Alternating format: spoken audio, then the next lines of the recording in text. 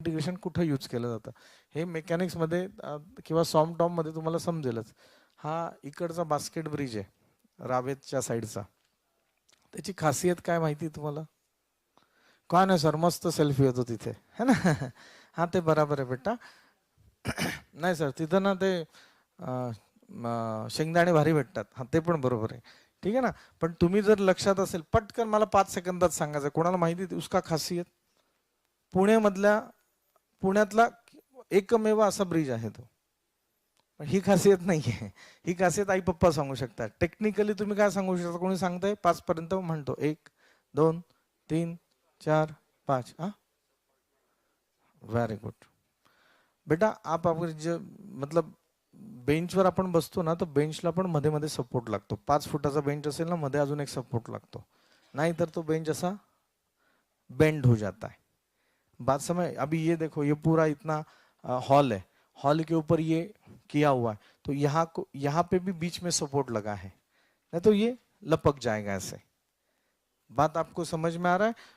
तुमची ट्रक असते, ट्रकला पण ना चासी इतकी स्ट्रॉंग असते की मध्ये असा एक अजून स्ट्रट असतो, सपोर्ट असतो, नाहीतर तो ट्रक पण हा असा असा होऊन जाणार. पण तो जर तुम्ही बघितला तर साधारण ना 350 ते 400 मीटरचा हा पूर्ण ब्रिज आहे. खालनं पूर्ण नदी जाते, पण खाली एक पण सपोर्ट नाहीये. ये इसका खासियत आहे. आणि याची अजून खासियत काय की हा पूर्णतः डिझाईन केला सीईपीच्या इंजिनियर्सने. हा काहीतरी वेगळा प्रयोग होता. सर नाही नाही, ते दोऱ्या दोऱ्या दिसत आहेत ना इथं असं, है ना. हेच नका बघू तुम्ही, मुंबईचा सीलिंग पण बघा. त्याच्यामध्ये पण ना खूप 1-1 किलोमीटर अंतरावर त्यांनी एक एक पिलर टाकलाय, किंवा 500 मीटर अंतरावर. वो कैसे है? तो इसको ना ये बांध के रखता है, या दोऱ्या नाही आहेत, ठीक है ना. दिस इज स्ट्रेंथ ऑफ मटेरियल. सॉम सॉम जो बोलतो ना, स्ट्रेंथ ऑफ मटेरियल. 1000 रुपये किलोने पण टीएमटी बार्स येतात, सळ्या असतात बघा ते आपण घर बांधताना. आणि 100 रुपये किलोने पण कुदळवाडीमध्ये मिळतात. मग ते 100 रुपये किलोच्या घ्यायच्यात का 1000 रुपये किलोच्या सळ्या आपण घ्यायच्यात? बघा बऱ्याच ठिकाणी असं होतं की इथं 500 फ्लॅटची स्कीम आहे, त्यांचा रेट तिथे 1 BHK 2 BHK फ्लॅट आपल्याला मिळतो 70 लाखामध्ये. 500 फ्लॅटची स्कीम आहे, सगळे अम्युनिटीज आहेत वगैरे वगैरे वगैरे. आणि इथं ना 10 फ्लॅटची स्कीम आहे, इथं आपल्याला फ्लॅट मिळतो 50 लाख रुपये. 50 लाख रुपये. तुम्ही कोणता फ्लॅट घेणार, 50चा का 70चा? जे मनात येते ते सांगा, उगाच असं काहीतरी फेकायचं नाही. तेवढाच कार्पेट एरिया, तेवढाच राहण्याच्या, फक्त अम्युनिटीज नाही आहे, एवढंच आहे.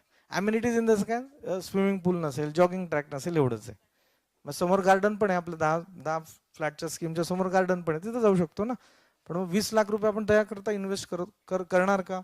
मिडल क्लास लोक, अरे तिथं 70चा मिळतो, इथं 50चा मिळतो, मग हा घ्या. एखादा हुशार असेल तर तो काय करतो, परत याच्याकडे जातो, बिल्डरकडे. बघ याने 50 कोट दिले, तू कितीला देतो? ऑब्वियसली ना, मिडिल क्लास टेंडेंसी होना ही चाहिए, बार्गेन तो करना ही चाहिए. फिर वो क्या बोलता है, थांबा मी साहेबांशी बोलतो मग सांगतो. मग साहेब सांगतो 68 लाख रुपये. मग आपण म्हणतो डायरेक्ट 55 लाखात देतो का? मग तो म्हणतो घरी जा. ठीक आहे ना. 68 का वो कम से कम 66 करताय साहेब, त्याच्या खाली जाता येणार नाही, तुम्ही बाजूला घ्या. मग 16 लाख रुपये फक्त अम्युनिटीसाठी आपण देतो का हो? नाही. बात आपको समझ? यहाँ पे स्ट्रेंथ ऑफ मटेरियल आता है, यहाँ पे सॉम आता है, यहाँ पे डिझाइन ऑफ स्ट्रक्चर आता है.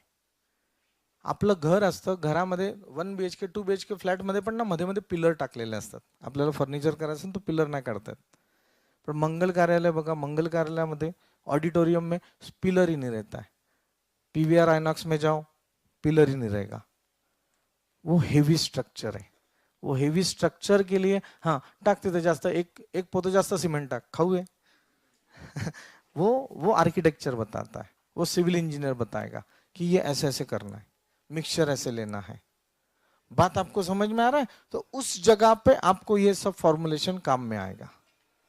हे जे ना मित्रांनो, हे अँगल्स आहेत, हे ॲस्थेटिक लुक साठी छान दिसावं म्हणून नाहीये.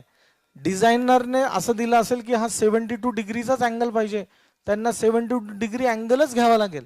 70 डिग्री पण घेतला किंवा 68 पण घेतला ना, तरी तो ब्रिज जर कधी 20 वर्षांनी टिकणार असेल तर 10 वर्षामध्ये तो रिपेअरिंगला येणार. बात आपको समझ में आ रहा है? तुम्हाला इथं तर बॉक्स दिसतो, असा बॉक्स लावलेला आहे लाल कलरचा, पण तो बॉक्स नाही, मध्ये ना ते जसं आई आपली वेणी घालते बघा, तर ते कास्टिंग आयन्स असे वेणी घातलेली गुंफून ते बांधलेलं आहे. इससे क्या होता है, रिजिडिटी एकदम टफ हो जाता है, स्टफनेस आ जाता है. बात आपको समझ में आ रहा है? तर त्या ठिकाणी हे आपल्याला सगळं कामाचं आहे. बात आपको समझ में आ, ये सब पता है तो आपको समझ में आएगा. गाडियां देखो, टू व्हीलर आप लेते हो का, फोर व्हीलर एखादी लॉन्च झाली नवीन घ्यायची असेल तर आपण काय म्हणतो, अरे थांब जरा मार्केटमध्ये 2-3 वर्ष तिला सेटल होऊ दे आणि मग आपण ते, कारण रिव्ह्यू आपल्याला येतात ना. बघा कोणत्याही गाड्या घेतात ना आपण, टू व्हीलर घेतली, फोर व्हीलर, पहिल्या 3 सर्व्हिसिंग फ्री असतात. First 3 servicing free. Four wheeler के लिए भी 2 सर्व्हिसिंग फ्री. 2 सर्व्हिसिंग मतलब 2 साल फ्री. 3 सर्व्हिसिंग मतलब 1 साल नाही तो 1.5 साल फ्री. फ्री म्हणजे काय, ते तुमच्यासाठी फ्री आहे, त्यांच्यासाठी त्यांचे लूप होल्स झाकण्यासाठी. अरे गाडीत हा प्रॉब्लेम आलाय का, बाहेर कळू नका देऊ, तुमचं तुम्हीच सॉल्व्ह करा आणि परत गाडी त्यांना देऊन टाका. बात आपको समझ में आ रहा है क्या? वो फ्री का मामला ये है. कोणी कोणी 5 सर्व्हिसिंग देतं का, कारण त्यालाच त्याच्या डिझाईनवर भरोसा नसतो.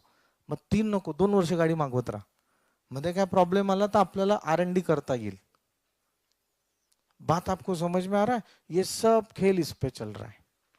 काही गाड्या म्हणजे 70चा ॲव्हरेज देतात असं म्हणतो आपण, 70 का ॲव्हरेज देते तो वो जाने दो अभी ये देखते है ना, कारण की मी सांगायला गेलो ना मग अर्धा पाऊण तास त्याच्यातच जाईल.